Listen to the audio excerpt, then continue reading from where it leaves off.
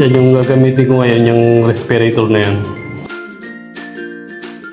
Ang kaganda niya, pag gamit mo yung respirator na yan, hindi mo maamoy yung pinakang pintura niya. Kumbaga, nasasala niya ng napipilter niya yung amoy. Kaya wala kang maamoy na amoy pintura. Pag may suit ka respirator, di mo maamoy yan. Yan ang kaganda pag may gamit kang respirator. Hindi ka tulad ng mask. Kapag mask, minsan tumatagos sa mask yan. Yung amoy pintura, amoy pa rin nasa pag yung mask.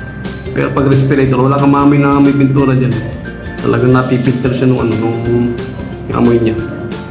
Kaya kahit anong kapal ng usok na yan, yung tulad yan, yung nakikita niyo yan. Kahit mausok na siya, wala akong naamoy na pintura dyan. Dahil nasasala nga siya ng respirator.